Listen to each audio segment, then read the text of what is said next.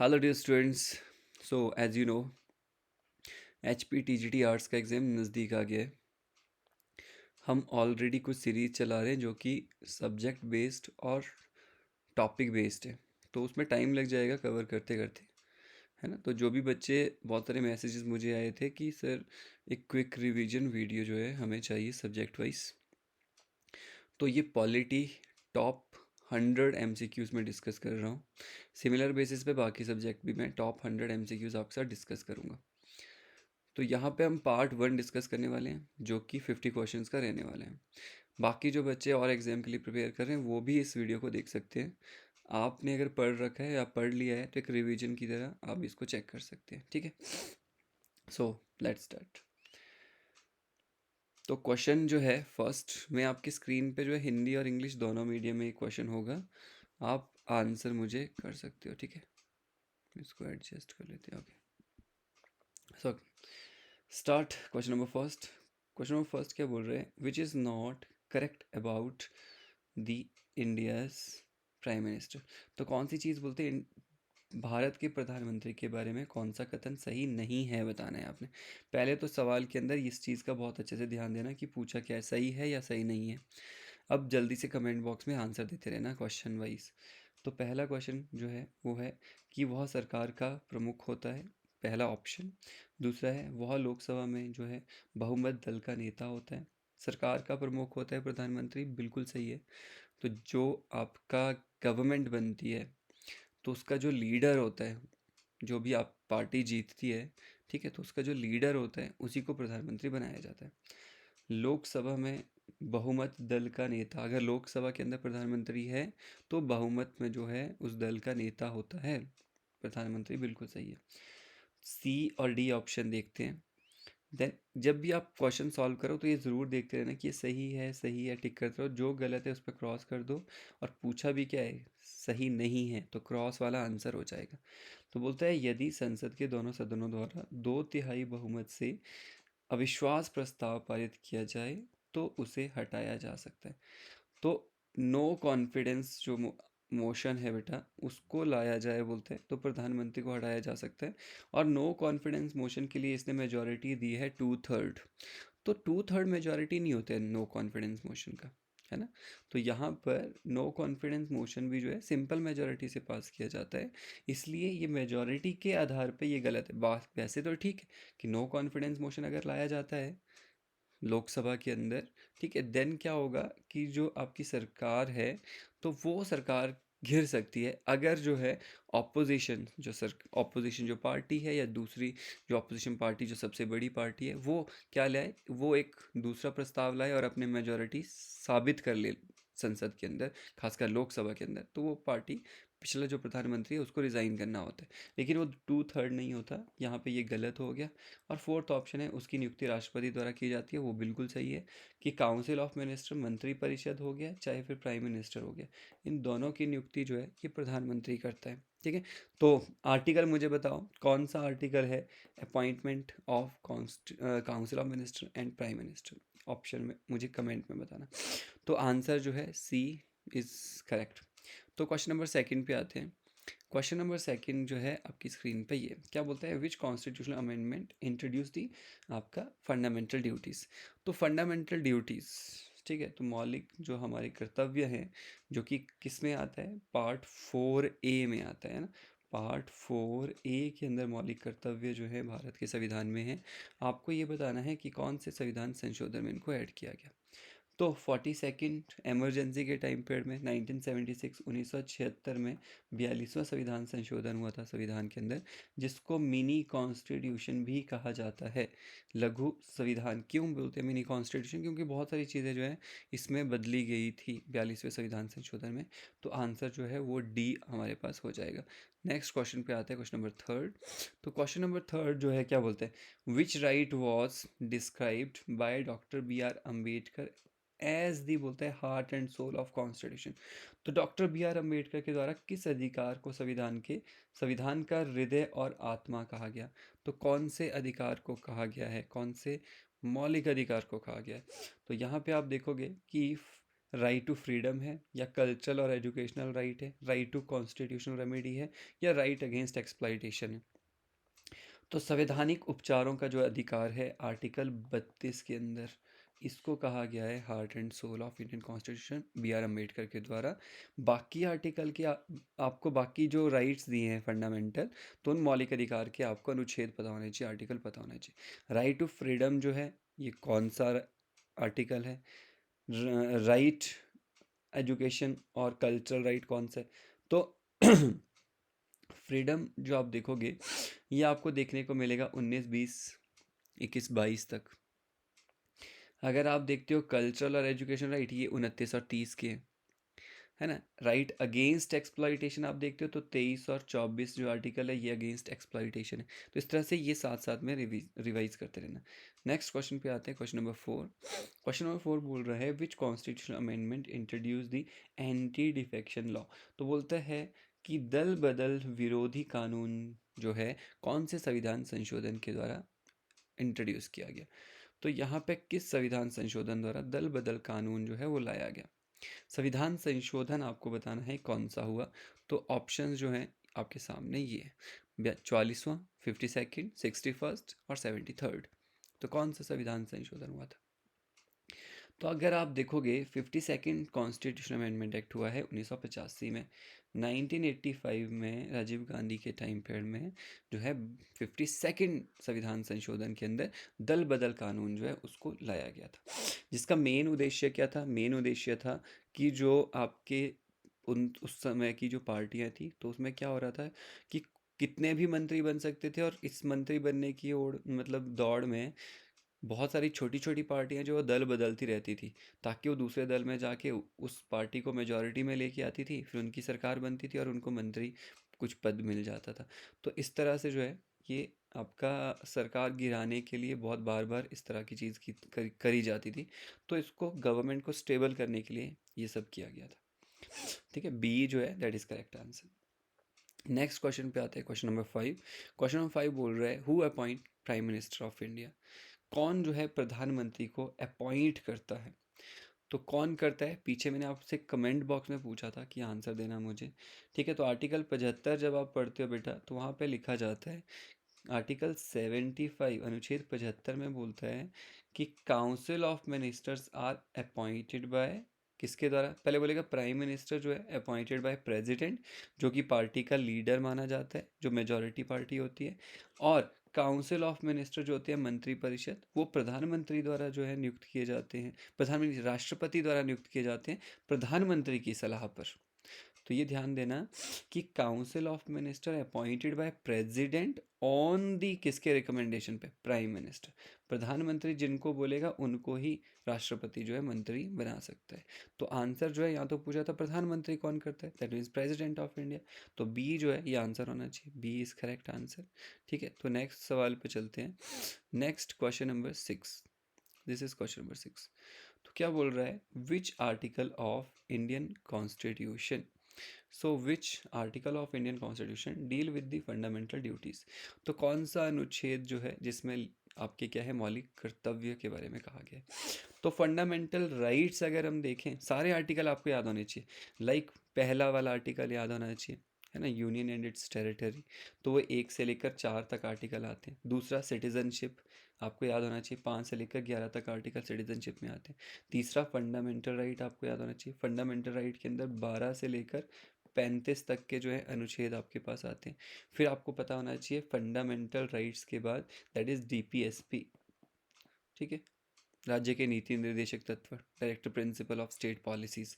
तो डीपीएसपी 36 से स्टार्ट हो जाते हैं और 51 तक आते हैं।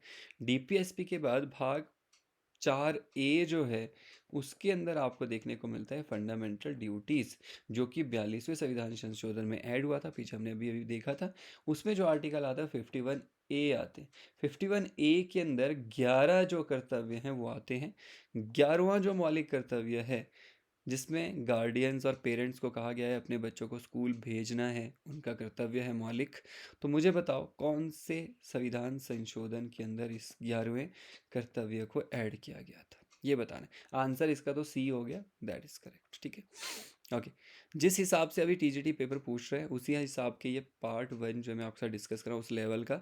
नेक्स्ट पार्ट में हम थोड़ा सा हाई लेवल पे जाएंगे इससे, ठीक है। नेक्स्ट है, who is constitutional head of Indian state. Bharat जो है, भारत का संवैधानिक प्रमुख कौन होता है? कौन होता है भारत के अंदर कॉन्स्टिट्यूशनल हेड, ये पूछ रहे हैं। भारत का संवैधानिक प्रमुख किसे कहा जाता है? प्रधानमंत्री को, राष्ट्रपति को, मुख्य न्यायाधीश को, या उपराष्ट्रपति को? तो जल्दी बताओ।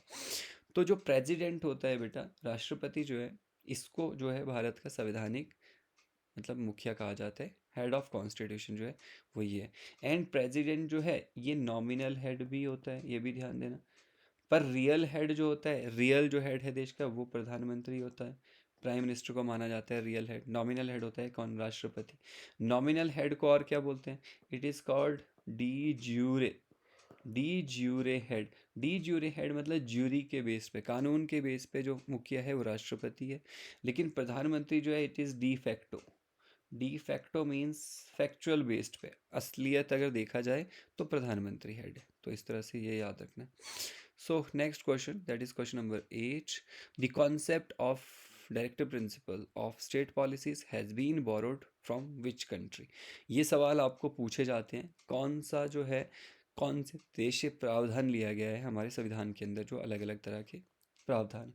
तो बोलता है राज्य के नीति निर्देशक सिद्धांत की अवधारणा किस देश से ली गई है? कौन से कंट्री से ली गई है? आपका डीपीएसपी। तो यहाँ पे आंसर जो है जल्दी से कमेंट बॉक्स में बताओ, आपने बता दिया होगा, दैट इज़ आयरलैंड। आयरलैंड से जो है हमने बेटा डीपीएसपी लिया है, directive principle of state policy. आपको बहुत सारी चीज़ें पता होनी चाहिए सारे देश। जैसे यूएसए से क्या लिया है भाई? फंडामेंटल राइट कहाँ से लिया है? प्रेसिडेंट हेड होगा, ये कहाँ से लिया है? जुडिशियल जो सिस्टम है या जुडिशरी की जो रिट जुरिस्डिक्शन है, वो जुडिशियल जो सिस्टम है वो कहाँ से लिया गया है? तो यूके से पार्लियामेंट्री फॉर्म ऑफ गवर्नमेंट लिया है हमने, ठीक है। राइट, आपका ये रूल ऑफ लॉ, कानून के आधार पर जो है चलाया जाएगा देश को, वो भी यूके से लिया है। कनाडा से क्या लिया है हमने, ठीक है। तो फेडरल सिस्टम, ये सेपरेशन ऑफ पावर कहाँ से लिया है? सेंटर जो है आपका स्ट्रांग होगा, ये कहाँ से लिया है? आपके पास जो 3 अलग अलग लिस्ट हैं, ये 3 लिस्ट कहाँ से लिए हैं? राष्ट्रपति का चुनाव होगा किस तरह से, ये कहाँ से लिया है? राष्ट्रपति इनडायरेक्ट इलेक्शन से आएगा, ये कहाँ से? सब चीज़ें जो है आपको ये इस तरह की पता होनी चाहिए। Next question number 9। And question number 9 जो है ये क्या बोल रहा है? भारतीय संविधान का कौन सा भाग संघीय कार्यपालिका से संबंधित है? तो यूनियन एग्जीक्यूटिव जो है वो कौन से पार्ट के अंदर आता है? कौन से भाग में आता है आपके पास संघीय कार्यपालिका, यूनियन एग्जीक्यूटिव? भाग 4, 5, 6, 7। तो भाग 4 तो नॉर्मल है, डीपीएसपी है। भाग 5 के अंदर यूनियन आता है, संघ जो है, और संघ के अंदर जो है 3 स्तंभ, ये तीनों बेटा आते हैं भाग 5 में। 3 स्तंभ में कार्यपालिका भी आती है, विधायिका भी आती है, और आपके पास न्यायपालिका भी आती है। दैट मीन्स भाग 3 के अंदर आपके पास एग्जीक्यूटिव, लेजिस्लेटिव और आपका जुडिशियल बॉडी तीनों आती हैं। तो फिफ्थ पार्ट जो हमारे पास रहने वाला है, part 5th, that is correct answer, ठीक है। तो बी जो है इसका आंसर होने वाला है। नेक्स्ट क्वेश्चन पे चलते हैं। Which is the minimum age to become a president of India? कौन सा इनमें से एज है राष्ट्रपति बनने के लिए? जल्दी से बताना। 25 साल तो हमारे पास लोकसभा के अंदर जो है चुनाव के लिए रहता है ना, विधानसभा के अंदर, लोकसभा के अंदर 25 साल, ठीक है। देन यहाँ पर 30 जो है ये आपका राज्यसभा में रहता है चुनाव के लिए, जो आपका 20 होना ही चाहिए एज। 35 ईयर जो है ये है प्रेसिडेंट और वाइस प्रेसिडेंट का एज। तो आंसर सी हमारा हो जाएगा। नेक्स्ट क्वेश्चन पे चलते हैं, क्वेश्चन नंबर 11 है। और क्वेश्चन नंबर 11 जो है ये क्या बोल रहा है? Which body act as a guardian of the Indian constitution? तो भारतीय संविधान के संरक्षण किसे माना जाता है? कौन है भारतीय संविधान का संरक्षक? तो हु इज़ द गार्डियन? तो guardian of Indian constitution supreme court, है ना। तो बी जो है that is correct answer, supreme court को माना जाता है guardian of Indian constitution. Next question, Bharat का उपराष्ट्रपति किस सदन का पदेन सभापति होता है? दैट मीन्स कि वाइस प्रेसिडेंट ऑफ इंडिया कौन से हाउस का एक्स ऑफिशियो चेयरमैन होता है? एक्स ऑफिशियो मतलब कि वो बनता तो उपराष्ट्रपति है, लेकिन उस हाउस का भी वो डायरेक्ट ऑफिसर बन जाता है कौन से सदन का, लेकिन तो यहाँ पे बोल रहा है Lok Sabha, Rajya Sabha, legislative assembly, legislative council. तो राज्यसभा। तो काउंसिल ऑफ मिनिस्टर, आप मुझे आर्टिकल बताओ कौन सा आर्टिकल में ये बात कही गई है कि vice president is the x official chairman of Rajya Sabha, council of state. तो ठीक है, तो बताना कौन सा आर्टिकल। नेक्स्ट जो सेकंड पार्ट होगा उसमें हम ज़्यादातर आर्टिकल पे बात करेंगे, आर्टिकल बेस्ड जो क्वेश्चन होंगे उसको डिस्कस करेंगे। Next question number 13, which schedule of Indian constitution contain the division of power.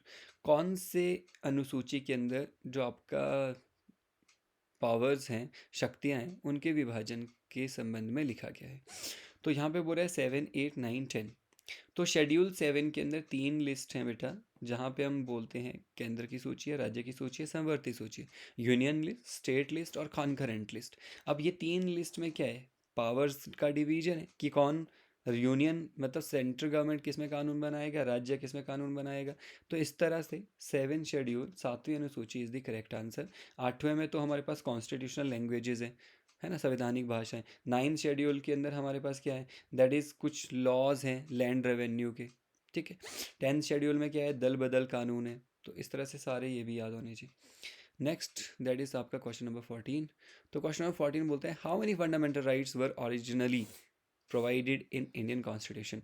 कितने जो है मौलिक अधिकार वास्तव में भारतीय संविधान के अंदर जो है आपको दिए गए थे, 5, 6, 7, 8, कितने दिए गए थे। तो आज के समय में कितने, पहले तो ये बता दो। आज के समय में 6 है ना, और पहले कितने थे, 7 थे। 7वां जो मौलिक अधिकार है उसको हटाया गया। 7th जो फंडामेंटल राइट है, इसको कौन से संविधान संशोधन के अंदर हटाया, ये भी पता होना चाहिए और क्या था।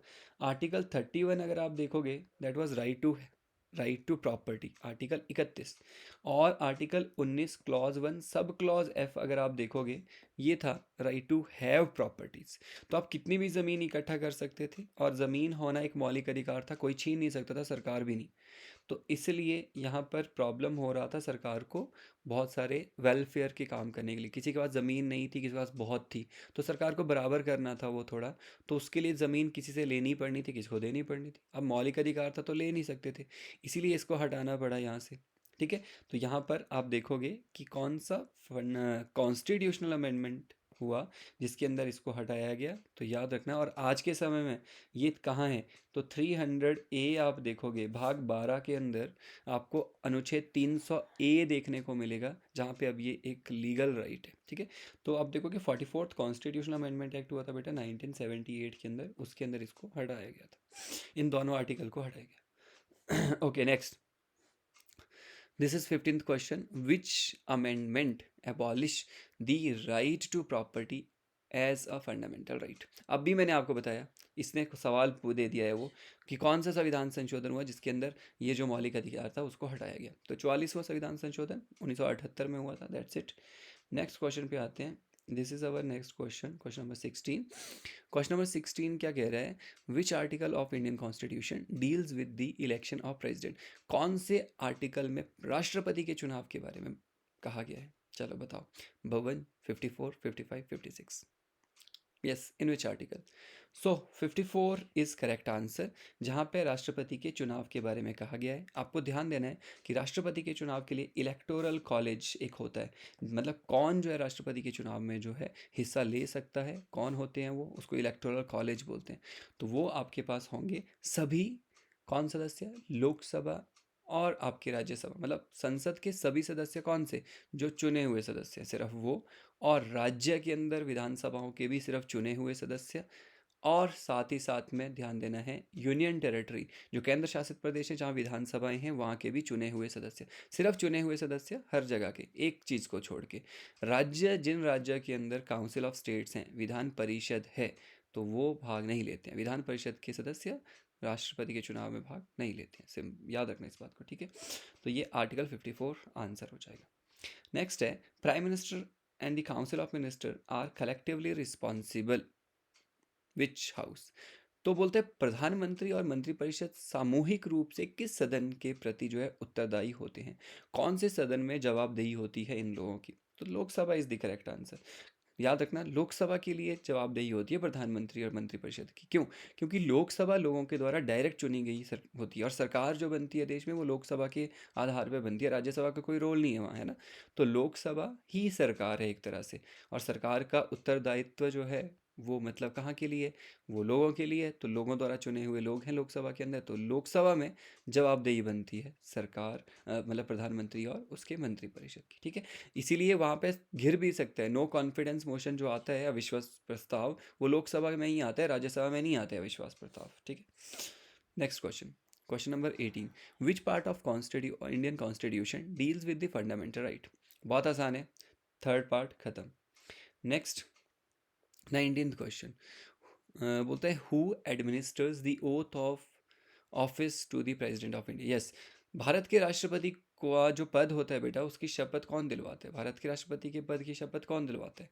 ओथ। आपको आर्टिकल भी बताना है, मैं बोल रहा हूँ बार बार जो मैं पूछ रहा हूँ आर्टिकल आर्टिकल आपसे पूछ रहा हूँ इस बार। नेक्स्ट वीडियो में कल के दिन ही या आज शाम को ही हम डिस्कस करने वाले हैं सेकंड पार्ट, जिसमें आर्टिकल बेस्ड क्वेश्चन होंगे। आर्टिकल बेस्ड बहुत सारे सवाल पूछ रहा है, ठीक है। तो यहाँ पर आपका chief justice of India answer है इसका, तो C is correct answer, which is chief justice of India. अब ये जो चीफ जस्टिस ऑफ इंडिया है, ये आपका ओथ दिलवाते हैं। आर्टिकल आपने कमेंट बॉक्स में बताना है, कल हम आर्टिकल डिस्कस करेंगे, ठीक है। तो वैसे आर्टिकल 60 है, पर आप पढ़ के रखना सारी चीज़ें। Okay, C is correct answer. अगर बेटा राष्ट्रपति ना हो, सॉरी, ये चीफ जस्टिस ऑफ इंडिया ना हो, तो कोई सीनियर मोस्ट जज होता है सुप्रीम कोर्ट का ही, वो दिलवाता है, ठीक है। क्वेश्चन नंबर 20 पे आते हैं, which constitutional amendment reduced the voting age from 21 to 18। कौन सा संविधान संशोधन हुआ था जिसने वोटिंग जो अधिकार था, आपका वोट देने का अधिकार, उसको घटाया था एज को? पहले 21 था, वो एडल्ट फ्रेंचाइज 21 था, एडल्ट माना जाता था, फिर 18 किया वो। कौन सा संविधान संशोधन हुआ था संविधान के अंदर, ये आपको बताना। राजीव गांधी के टाइम पीरियड में हुआ है, दैट इज आपका 61st 61वां संविधान संशोधन, याद रखना, उसके अंदर जो है ये घटाया गया। नेक्स्ट सवाल पे आते हैं, 21st क्वेश्चन है, आंसर आपने देख ही लिया होगा। Who presides over the joint sitting of parliament, बहुत इंपॉर्टेंट है। आर्टिकल आप मुझे बताओ पहले तो कि संयुक्त जो आपका बैठक होती है वो कौन से आर्टिकल में दिया गया है संयुक्त बैठक का प्रावधान? That is under article 108। 108 जो अनुच्छेद है वहाँ पे आपको देखने को मिलेगा जॉइंट सीटिंग। राष्ट्रपति बुलाते हैं, कभी कोई डेडलॉक आ जाए, कोई बिल जो है वो फंस जाए, वो पास ना हो रहा हो, तो संयुक्त बैठक बुलाते हैं। उसमें रूल्स जो चलते हैं वो लोकसभा के चलते हैं। उसमें बैठक में जो आपका चेयरमैन बनता है वो लोकसभा का स्पीकर बैठता है। तो आंसर यहाँ पे हो जाएगा speaker of Lok Sabha. Rule Lok Sabha के, बैठेगा भी स्पीकर, याद रखना। जॉइंट सीटिंग में सब कुछ हो सकता है, हर बिल पास होते हैं, संविधान संशोधन नहीं हो सकता, और मनी बिल जो है वो पास नहीं होता जॉइंट सीटिंग में, ध्यान देना इस बात को भी। Next, this is question number 22, which article deals with the money bill. Yes, money bill से कौन सा अनुच्छेद डील करता है बेटा, कौन सा आर्टिकल है रिगार्डिंग मनी बिल? इसमें आर्टिकल 108 है, 9 है, 10 है, 11 है, बहुत सारे आर्टिकल हैं। So article 108 is regarding joint sitting, अभी मैंने आपको बताया। Article 110 is regarding money bill. Article 110 में आपको मनी बिल के बारे में देखने को मिलेगा, और 111 के अंदर क्या मिलेगा, वो है आपका राइट टू एसेंट। एसेंट मतलब क्या है? राष्ट्रपति जो क्या करता है, लास्ट में साइन करता है ना बिल्स को, बिल के ऊपर, देन वो एक्ट बनते हैं, कानून बनते हैं, वो एसेंट, राइट टू एसेंट, मतलब वीटो पावर। शॉर्ट में याद रखना, वीटो पावर 111 अनुच्छेद में 3 वीटो पावर जो होते हैं, ठीक है। तो इस तरह से ये आर्टिकल भी आपको याद होने चाहिए। Next question, that is the term of Lok Sabha is, okay, Lok Sabha का कार्यकाल कितना होता है? बहुत आसान, 5 साल जनरली होता है, नहीं तो कोई एक्सेप्शन और भी होते हैं कि सरकार पहले भी लोकसभा भंग हो सकती है, पर 5 साल इज जनरल। नेक्स्ट है, which body conducted election in the India. बहुत आसान, election commission of India election conduct करते हैं। आप मुझे बताओ आर्टिकल कौन सा है इलेक्शन कमीशन ऑफ इंडिया, और भाग कौन सा है इलेक्शन कमीशन ऑफ इंडिया का, ये इंपॉर्टेंट है। मैं आपको फिर बता रहा हूँ, अभी वाला डिस्कशन बहुत सिंपल टू मॉडरेट मोड में हम डिस्कस कर रहे हैं, ताकि आपके कॉन्फिडेंस बिल्ड हो। ऐसा ना लगे कि ये पॉलिटी तो पढ़ा ही नहीं, अगर मैं उस लेवल पे जाना डिस्कस करेंगे, पर वो भी करना पड़ेगा ताकि रिवीजन दोनों तरह से हो जाए। तो इलेक्शन कमीशन का आर्टिकल बताने, article is 324, 324 is the article, याद रखना, ठीक है। और यहाँ पे भाग 15 के अंदर आपको देखने को मिलेगा इलेक्शन कमीशन ऑफ इंडिया बेटा, ठीक है। तो यहाँ पे 324 के अंदर इलेक्शन कमीशन का गठन बताया गया है, उसमें इलेक्शन चीफ इलेक्शन कमिश्नर होता है, कुछ इलेक्शन कमिश्नर होते हैं, ठीक है। तो उनका अपॉइंटमेंट, उनका एज, एवरीथिंग, सब कुछ आपको पता होना चाहिए। जो मैं टॉपिक बेस्ड डिस्कस कर रहा हूँ ना, उसमें मैं ऐसे ही topic based part wise discuss करूँगा क्वेश्चंस, जिसमें कि फुल फ्लैज प्रॉपर डिस्कस हो जाएगा आपका। ये रिवीजन वीडियो है सिर्फ, ठीक है, मैं पढ़ा नहीं रहा हूँ, जस्ट आपको चेक करना है कि आप कितना पढ़ रहे हो। Okay, next question, that is question number 25। How many member can Rajya Sabha have at maximum? Rajya Sabha में कितने मैक्सिमम मेंबर हो सकते हैं? कितने अभी चुने जा रहे हैं, नहीं, कितने मैक्सिमम हो सकते हैं, दैट इज़ 250। आज के समय में 245 पे जो है आपका कुछ इलेक्ट होते हैं, कुछ नॉमिनेट होते हैं। 12 मेंबर को राष्ट्रपति जो है नॉमिनेट करता है, मनोनीत करता है। बाकी मेंबर जो हैं वो इनडायरेक्टली इलेक्ट होके आते हैं, पर टोटल मेंबर 250 है संख्या जो है। जैसे कि लोकसभा में 550 है, जो कि 543 के ऊपर वोटिंग होता है। नेक्स्ट क्वेश्चन जो है that is who appoint the chief election commissioner? Yes, कौन जो है बेटा मुख्य निर्वाचन आयुक्त की नियुक्ति कौन करता है, ये बताना है। वही 324 वाला मुख्य निर्वाचन आयुक्त, उसके अंदर जो बनता है, कौन उसकी नियुक्ति करता है। कभी भी नियुक्ति का सवाल आए और संवैधानिक पद हो तो राष्ट्रपति, that's it, president of India, ठीक है। Next question, which schedule deal with the anti defection? दल बदल कौन से अनुसूची के अंदर है? पीछे भी मैंने आपको अभी डिस्कस करा था, रिवाइज करवाया था। तो 10वां जो था वहाँ पे अनुसूची, वहाँ पे कौन से संविधान संशोधन में जो है दल बदल कानून आया? अब भी मैंने पीछे बताया है, सवाल कमेंट बॉक्स में बताओ मुझको। ओके, सो नेक्स्ट है, who is ex officio chairman of Rajya Sabha? कौन जो है राज्यसभा का एक्स ऑफिशियो चेयरमैन होता है? ये भी हमने इस तरह का सवाल पीछे अभी डिस्कस करा है, दैट इज उपराष्ट्रपति। नेक्स्ट है, विच amendment added fundamental duties? And that is I think repeated question, ये हमने पढ़ लिया है, ठीक है। संवैधानिक संशोधन पूछा था ना वहाँ पे भी, हाँ, 42 वॉज द आंसर, ठीक, A is correct answer. Next question पे आते हैं, president can dissolve Lok Sabha under which article? Yes, that is good question. तो राष्ट्रपति जो है वो भंग कर सकता है लोकसभा को, बताओ कौन से अनुच्छेद में? प्रेसिडेंट कैन डिसॉल्व, पर हर कभी नहीं कर सकता। प्रेसिडेंट कैन डिसॉल्व लोकसभा कुछ कंडीशन बेस्ड, लाइक कंडीशन ये है 5 साल पूरे हो जाएं तो प्रेसिडेंट करता है डिसॉल्व जी। 5 साल पूरे होने के बाद राष्ट्रपति के पास पावर होता है, डिसॉल्व करता है वो, है ना। और अगर सरकार जो है, फॉर एग्जांपल गवर्नमेंट जो है अभी, वो किस में आ जाए, मतलब वो अविश्वास प्रस्ताव आ जाए और उसके पास बहुमत ना हो, ऑपोजिशन के पास भी बहुमत ना हो, हंग पार्लियामेंट हो जाए। हंग मतलब ना इसके पास ना उसके पास, किसी के पास बहुमत नहीं है, राष्ट्रपति हैज़ पावर कि वो भंग कर सकता है, ठीक है। तो इस तरह से ये कुछ कंडीशंस होते हैं। या फिर प्रधानमंत्री के कहने पर भी राष्ट्रपति भंग कर सकता है लोकसभा को, ये भी पावर है। Okay, so next, this is next question, question number 31। Which article provides for establishment of Supreme Court of India? Yes, कौन से अनुच्छेद में बेटा सुप्रीम कोर्ट ऑफ इंडिया का एस्टेब्लिशमेंट है आर्टिकल? देखो, सबसे पहले सुप्रीम कोर्ट ऑफ इंडिया भाग 5 में आता है, ये ध्यान देना। और भाग 5 कहाँ से कहाँ तक है, उसके बीच का आर्टिकल ढूंढ लो, आंसर हो जाएगा। भाग 5 शुरू कहाँ से हुआ था? दैट वाज आर्टिकल 52 से कहाँ तक? 151। तो 52 से 151 के बीच के आर्टिकल हैं भाग 5 के। और अगर सुप्रीम कोर्ट भाग 5 में है तो ढूंढ लो इसमें आर्टिकल कौन सा है, 124, खत्म। थोड़ा दिमाग लगाओगे ना तो बहुत आसानी से हो जाएंगे क्वेश्चंस, ठीक है। तो ए इज करेक्ट आंसर। 124, 224, 214 जो है दैट इज आपका high court, 214 high court. Article 32 जो लिखा है दैट इज आपका कॉन्स्टिट्यूशनल रेमेडीज, रिट्स, 5 तरह की जो रिट्स होती हैं सुप्रीम कोर्ट जो जारी करता है, रिट जारी करने का पावर सुप्रीम कोर्ट का आर्टिकल 32 है। 226 जो आर्टिकल लिखा है दैट इज रिट जारी करने का पावर हाई कोर्ट का, ये 226 आर्टिकल है, ठीक है। तो इस तरह से आर्टिकल सारे पता होने चाहिए। That is question number 32। The controller and auditor general of India is appointed by? तो कौन अपॉइंट करता है कंट्रोलर ऑडिटर जनरल को? मैंने आपको अभी बताया था, कोई भी अपॉइंट कर रहा होगा, संवैधानिक पद है, राष्ट्रपति होगा maximum answer, president is the answer. तो कौन सा आर्टिकल है कैग का? आर्टिकल 148, 148, याद रखना। नेक्स्ट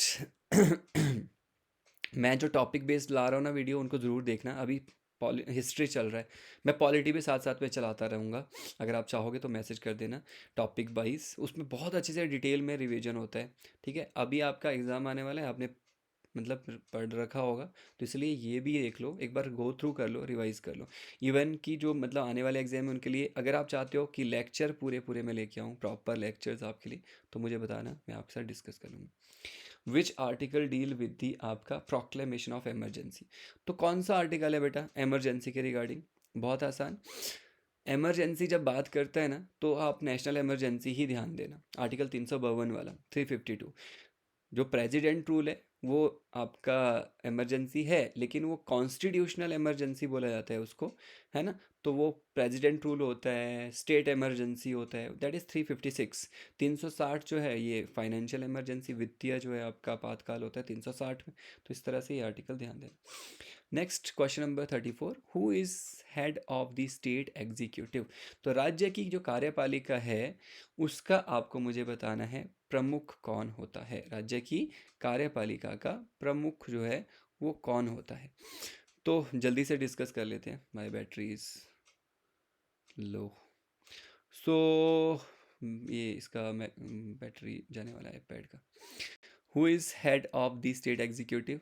तो जैसे सेंट्रल जो एग्जीक्यूटिव होते हैं उनका जो हेड होता है वो आपका होता है कौन, दैट इज़ प्रेसिडेंट। वैसे ही राज्य के अंदर जो हेड होता है वो होता है कौन, दैट इज़ आपका गवर्नर। वेट अ मिनट, मैं चार्जर लगा देता हूँ इसमें।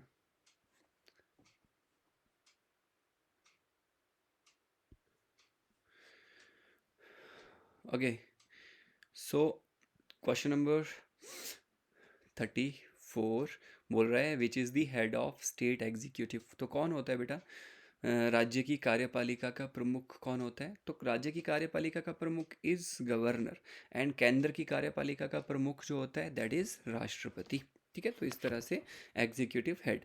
आपको ये भी पता होना चाहिए कार्यपालिका के अंदर कौन कौन होते हैं, केंद्र की कार्यपालिका में कौन होते हैं, राज्य की कार्यपालिका में कौन होते हैं। जैसे कि केंद्र की कार्यपालिका में कौन है, प्रेसिडेंट है, वाइस प्रेसिडेंट है, काउंसिल ऑफ मिनिस्टर्स है, और साथ में कौन है, president, vice president, council of minister के साथ कौन होता है केंद्र की कार्यपालिका के अंदर, अटॉर्नी जनरल। तो इस तरह से ये लोग याद रखना कौन से लोग आते हैं इसके अंदर, ठीक है, कार्यपालिका में केंद्र की और राज्य की दोनों। एंड नेक्स्ट क्वेश्चन पे आते हैं, which schedule of constitution deals with the panchayat. तो संविधान की कौन सी अनुसूची पंचायत के संविधान संबंध में है। अनुसूची पूछा है, स्केड्यूल। तो 11वीं अनुसूची पंचायती राज में है, 12वीं अनुसूची क्या है आपका, दैट इज म्यूनिसिपैलिटीज। तो मतलब यहाँ पर 11वीं अनुसूची जो है वो आंसर हो जाएगा, कौन से संविधान संशोधन से आई है ये, 73वां संविधान संशोधन, और 12वीं अनुसूची 74वां संविधान संशोधन, ठीक है। तो इस तरह से 9वां, आपको ना याद रखना है कि अनुसूचियाँ पुरानी 8 थी, 4 बाद में आई, 9, 10, 11, 12। 9वीं अनुसूची पहला संविधान संशोधन 1951, 1951। 10वीं अनुसूची 52, 52nd जो आपका संविधान संशोधन हुआ था 1985। 11वीं अनुसूची 73वां संविधान संशोधन 1992। 12वीं अनुसूची 74वां संविधान संशोधन 1992। तो ये आंसर हो जाते हैं। नेक्स्ट क्वेश्चन पे चलते हैं। So this is our next question, the power of judicial review in India is vested in. तो किसके पास जो है बेटा भारत में न्यायिक जो आपका क्या होता है पुनराविलोकन जो है उसकी शक्ति किसे प्राप्त है। जुडिशियल रिव्यू लेने की शक्ति किसके पास है, पार्लियामेंट के पास, supreme court and high court के पास, प्रेसिडेंट ऑफ इंडिया, या इलेक्शन कमीशन के पास। तो जो हायर जुडिशरीज हैं उनके पास होती है जुडिशियल रिव्यू लेने की शक्ति, जो कि वो रिट जिसके थ्रू जारी करते हैं वही उनके पास शक्तियाँ हैं जुडिशियल रिव्यू की, न्यायिक आपका पुनरावलोकन की। न्यायिक पुनरावलोकन जो है ये आर्टिकल 32 में सुप्रीम कोर्ट के पास है, आर्टिकल 226 में आपकी हाई कोर्ट, इसलिए दोनों आंसर हो जाते हैं, B is correct answer. Next question पे चलते हैं, which part of constitution deals with the state legislature. कौन सा जो भाग है वो भारतीय संविधान का कौन सा भाग राज्य विधानमंडल से संबंधित है? स्टेट लेजिस्लेचर, यूनियन से भाग 5 है, भाग 6 राज्य से है, सिंपल। भाग 7 में कुछ है नहीं, उसको हटा दिया। भाग 8 में केंद्र शासित प्रदेश है। सारे भाग याद होने चाहिए, कहाँ से कहाँ आर्टिकल है ये सब याद होना चाहिए आपको। नेक्स्ट क्वेश्चन पे आते हैं, 38। Who appoint the governor of a state? कौन जो है गवर्नर राज्य का बेटा अपॉइंट करता है? President has the power, president जो है अपॉइंट करता है, किसके कहने पर? काउंसिल ऑफ मिनिस्टर्स के कहने पर, ठीक है। तो याद रखना गवर्नर जो है अपॉइंट किया जाता है प्रेसिडेंट द्वारा। कौन सा आर्टिकल है बताओ? ये आर्टिकल तो बहुत इंपॉर्टेंट है, याद रखना पड़ेगा आपको। सो विच, बहुत ईजी, और polity is very much easy, मतलब बहुत इंटरेस्टिंग और ईजी अगर पढ़ाने वाला हो ना बंदा, तो बच्चों को बड़ा ईजी हो जाती है चीज़ें। तो विच amendment introduce the concept of secularism in preamble? तो यहाँ पे पूछ रहा है कि जो प्रस्तावना है उसमें धर्मनिरपेक्षता की अवधारणा किस संशोधन द्वारा जोड़ी गई? तो एक संशोधन हुआ है जिसके द्वारा बहुत सारी चीज़ें जो है प्रियम्बल में जोड़ी गई। एक ही संशोधन है। कौन सा संशोधन है? 42वां है, दैट्स इट। तो यहाँ 42nd जो अमेंडमेंट है वो आंसर हो जाएगा हमारे पास, ठीक है। तो 42वें संविधान संशोधन याद रखना बेटा। हिंदी वाले बच्चे एक तरफ देखते रहो, इंग्लिश वाले एक तरफ देखते रहो, और उसी के ऊपर फोकस रखो, उसको पढ़ते रहो, है ना। मेरे से सुनते भी रहो पर खुद से पढ़ते भी रहो। Okay, so A is correct answer. 42वां संविधान संशोधन 1976 में प्रस्तावना के अंदर बेटा कौन कौन सी चीज़ें ऐड हुई सब याद होना चाहिए आपको। प्रस्तावना के अंदर क्या क्या चीज़ें हैं? दो तरह की चीज़ें मेजर ध्यान देना है। एक तो है प्रस्तावना के अंदर कि संविधान का ऑब्जेक्टिव, उद्देश्य क्या है, ठीक है, संविधान को बनाने का। और एक है उसका नेचर, कि हमारे संविधान का नेचर किस तरह का है। तो हमारा संविधान का नेचर किस तरह का है? दैट इज़ कि हमारा संविधान कैसा है? हमारा संविधान सॉवरिन है, संप्रभु है, संप्रभुता है। सॉवरिन, सोशलिस्ट और सेक्युलर। ये जो सॉवरिन के बाद सोशलिस्ट आया और सेक्युलर आया ना, दो वर्ड, ये दोनों वर्ड बाद में ऐड हुए हैं 42वें संविधान संशोधन में। पुराना जो हमारा प्रेम्बल था वो था सॉवरिन, डेमोक्रेटिक, रिपब्लिक। 3 वर्ड थे, सॉवरिन, डेमोक्रेटिक, रिपब्लिक एक साथ। बीच में आया सोशलिस्ट, सेक्युलर, ये दोनों बाद में आए। तो इसमें भी यही बोला था। तो 42वां संविधान संशोधन। एक है प्रेम्बल के अंदर उद्देश्य क्या है? उद्देश्य क्या है? जस्टिस, लिबर्टी, इक्वालिटी और फ्रेटर्निटी। 4 तरह के उद्देश्य हैं संविधान के। जस्टिस न्याय, लिबर्टी आज़ादी, जस्टिस लिबर्टी हो गया, इक्वालिटी समानता, फ्रेटर्निटी भाईचारा। ये चारों जो हैं उद्देश्य, इनमें एक उद्देश्य जो लास्ट है भाईचारे वाला, उसमें एक वर्ड ऐड हुआ था 42वें संविधान संशोधन में ही, प्रियम्बल में। वो क्या था? वो था देश की एकता एवं अखंडता, unity and integrity of nation. ध्यान देना, integrity, unity and integrity of nation, देश की एकता एवं अखंडता शब्द जो है ये भी बाद में ऐड हुआ है 42वें संविधान संशोधन में। प्रियम्बल जो है ये क्या करता है? इसको बोला जाता है soul of Indian constitution. Soul, heart and soul नहीं, हार्ट एंड सोल तो आर्टिकल हो गया 32। सिर्फ सोल अगर बोलेगा तो प्रियम्बल आंसर होगा। प्रियम्बल जो है बेटा ये किसका बदला हुआ रूप है? ये नेहरू जी ने संविधान सभा के अंदर एक लाया था उद्देश्य प्रस्ताव, उसका ही जो है आपका बदला हुआ रूप है प्रस्तावना। उद्देश्य प्रस्ताव कब लाया था, कब पास हुआ? प्रेम्बल जो है उसमें लिखा गया है we the people of India having solemnly resolved to constitute India into, ऐसे करके लिखा है। मतलब हम भारत के लोग जो है अपने लिए जो है, भारत के लिए जो है क्या बनाने, कैसा संविधान बनाने जा रहे हैं। तो यहाँ पे हम भारत के लोग, मतलब जो पावर है संविधान की, कहाँ से जो है, किस में निहित है भारत के संविधान की शक्ति? वो है भारत के लोगों में। ये भी प्रेम्बल बताता है। तो ऐसी ऐसी चीज़ें जो है वो प्रेम्बल के अंदर इंपॉर्टेंट है, जो आपको याद रखनी है। नेक्स्ट क्वेश्चन नंबर 40 पे आते हैं। The minimum as for becoming a member of Lok Sabha is, Lok Sabha के मेंबर बनने की कम से कम जो है एज वो क्या है? मैंने पीछे भी आपको बताया था कि दैट इज़ 25 ईयर। 25 साल लोकसभा, 30 साल राज्यसभा, ठीक है। 25 साल विधानसभा भी, और विधान परिषद 30 साल। राज्यसभा विधान परिषद सेम चलता है। तो यहाँ पे हम लास्ट के 10 क्वेश्चन हमारे बचते हैं, फटाफट करते हैं। 50 क्वेश्चन हमने पार्ट 1 में करने हैं, 50 क्वेश्चन पार्ट 2 में करेंगे। Which article of constitution guaranteed the equality before the law? कौन सा आर्टिकल बोलता है बेटा इक्वालिटी बिफोर द लॉ के बारे में? आप इक्वालिटी देखोगे तो इक्वालिटी एक फंडामेंटल राइट है, 6 फंडामेंटल राइट में से, जो कि अनुच्छेद 14 से लेकर 18 तक के बीच में आता है। सारे 14 से लेकर 18 के जो अधिकार हैं, मौलिक अधिकार, वो इक्वलिटी के राइट में आते हैं, जिसमें कि आर्टिकल 14 अनुच्छेद 14 बोलता है कि क्या द स्टेट क्या नहीं कर सकता, शैल नॉट, मतलब जो स्टेट है उस the state shall provide equality before the law और equal protection of the law for किसके लिए, एनी पीपल। तो जो भी लोग हैं भारत देश के अंदर रह रहे हैं, चाहे वो नागरिक हो चाहे ना हो, उन सभी लोगों को जो है सरकार को क्या देना है, इक्वलिटी देनी है। ठीक है, किसके सामने, इक्वलिटी बिफोर द लॉ, मतलब कानून के सामने सब बराबर होनी चाहिए, कानून सबके लिए बराबर होना चाहिए, and equal protection of the law, और कानून जो है वो सबको समान नज़रों से जो है देखे। ठीक है, सबको बराबर प्रोटेक्शन दे। ये दोनों चीज़ें यहाँ पे आर्टिकल 14 में। देन नेक्स्ट क्वेश्चन है, directive principle of state policies are contained in part, अरे ये डीपीएसपी वाला बार बार आ गया। नेक्स्ट, ये तो पता है बेटा आपको है ना, डीपीएसपी किस भाग में। नेक्स्ट क्वेश्चन है, which authority decides disputes related to elections of president. आपको ध्यान देना है ना, ये जो क्वेश्चन एक दो क्वेश्चन रिपीट हुए हैं, वो क्वेश्चन मतलब बहुत इंपॉर्टेंट है, क्योंकि मैंने ये प्रीवियस ईयर जो पेपर हो रखे हैं उनसे क्वेश्चंस उठाए हैं, तो इसीलिए ये इंपॉर्टेंट क्वेश्चन है, तो ध्यान देना ये। ठीक है, तो विच आपका authority decides disputes related to election of president. राष्ट्रपति का अगर चुनाव में कोई डिस्प्यूट हो जाए, इवन कि उपराष्ट्रपति के चुनाव में भी डिस्प्यूट अगर कुछ हो जाए, तो बोलता है कौन जो है फाइनल अथॉरिटी होती है, कौन डिसाइड करेगा इस डिस्प्यूट को, कौन रिजॉल्व करता है। अनुच्छेद भी है इसका, याद रखना। आर्टिकल कौन सा है बता सकता है कोई, तो बताना मुझे कौन से आर्टिकल में ये लिखा गया है, लेकिन ये आपका सुप्रीम कोर्ट होता है। Supreme court has the power to resolve the dispute within the election of president and vice president. So next बेटा, which amendment introduced पंचायती राज।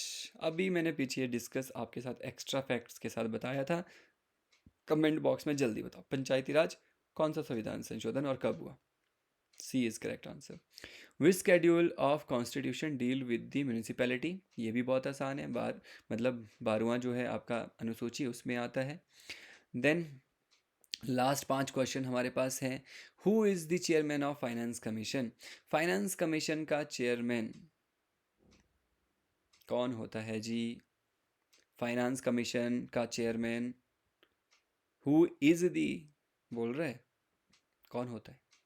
अच्छा, फाइनेंस कमीशन कौन सा आर्टिकल है और भाग कौन सा है, भाग 12 आर्टिकल 280। ठीक है, राष्ट्रपति के द्वारा चुना जाता है इसका चेयरमैन, तो इसीलिए appointed by president is the answer, बाकी कोई नहीं है ना। So next, which body recommends the distribution of taxes between the centre and state, केंद्र और राज्य के बीच में जो करों का वितरण होता है उसकी बोलते सिफारिश कौन करता है, सिफारिश करता है, कौन कितना करना है वो तो सरकार की मर्जी है, सिफारिश कौन करता है। तो ये यही हो गया आपका फाइनेंस कमीशन, आर्टिकल 280 बिल्कुल। नेक्स्ट है, which article provides for the establishment of high court, पीछे मैंने आपको सुप्रीम कोर्ट के टाइम में बता दिया था आर्टिकल, बहुत आसान है। सुप्रीम कोर्ट का 1 2 4, हाई कोर्ट का 2 आगे आएगा 1 पीछे चला जाएगा, 2 1 4 खत्म।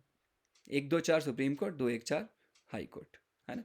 और 226 हाई कोर्ट का क्या है, रिट जुरिस्डिक्शन, रिट जारी करने का जो शक्ति है। Then the emergency under article 356 is known as मैंने अभी नाम बताए थे 356 के अंदर, तीन नाम बताए थे आपको मैंने, क्या बोलते हैं 356 के एमरजेंसी जो होता है राष्ट्रपति द्वारा लगाया जाता है, लेकिन राज्य के गवर्नर के मतलब उसके आदेश तो नहीं बोलेंगे, उसके रिक्वेस्ट या उसका उसने जो ये क्या होता है ना, कि जो गवर्नर होता है बेटा वो एक आपका लेटर लिख के भेजता है प्रेसिडेंट को, कि राज्य के अंदर जो है वो जो मशीनरी है संवैधानिक वो सही से काम नहीं कर रही है, कॉन्स्टिट्यूशनल मशीनरी फेल हो गई है भाई राज्य के अंदर। तो वो जो उसने भेजा होता है गवर्नर ने लेटर, उसके आधार पे फिर राष्ट्रपति लगाता है ना, जिसको बोलते हैं प्रेसिडेंट रूल, जिसको बोलते हैं स्टेट इमरजेंसी, जिसको बोलते हैं कॉन्स्टिट्यूशनल इमरजेंसी। तो यहाँ पे देख लो प्रेसिडेंट रूल है एक जगह लिखा हुआ, आंसर हो जाएगा। स्टेट इमरजेंसी भी लिखा है यार उसने, तो बेटा ये सी और डी तो दोनों ही आंसर हैं इसमें, है ना। सी और D both are answer, president rule and state emergency दोनों ही बोलते हैं इसको। लास्ट क्वेश्चन है आज का ये, that is which amendment lower the voting age to 18, that is most important question. पीछे भी एक क्वेश्चन इस तरह का था, तो ये हो जाएगा आपका 61st अमेंडमेंट एक्ट। 61वां संविधान संशोधन, सी इज आंसर। मुझे बताओ 61वां संविधान संशोधन कौन से साल में आया था, कमेंट बॉक्स में। तो जल्दी से, अगर आप चाहते हो दूसरा वीडियो इसका आए तो लाइक करना, जितने ही बच्चे देखेंगे अगर आपको पसंद आया वीडियो लाइक करना, शेयर करना अपने कमेंट्स में, अपने स्टेटस में, है ना। कमेंट करना मुझे आप चाहते हो जल्दी से, किस तरह से आप चाहते हो और क्या चेंज होना चाहिए, जो आपको वीक है, कौन सा सब्जेक्ट वीक है, किस पे आप चाहते हो, हर चीज़ आप मुझे कमेंट बॉक्स में करो। मैं यहाँ पे जो है बेटा एमसीक्यू एक सीरीज़ चला रहा हूँ जो कि पटवारी जेबीटी और जितने भी हिमाचल में आने वाले जो एग्ज़ाम्स हैं उनके लिए बहुत यूज़फुल होने वाले हैं। इवन कि एनटी का एग्ज़ाम आने वाला है, पंचायत इसका सेक्रेटरी का एग्ज़ाम आने वाले, पंचायत सेक्रेटरी, तो जो भी एग्ज़ाम आएंगे उन सब के ऊपर बेस जो है ये होगा। तो आप जो है इस चैनल को सब्सक्राइब करो, अपने ग्रुप्स के अंदर शेयर करो, ठीक है। Bye, thank you.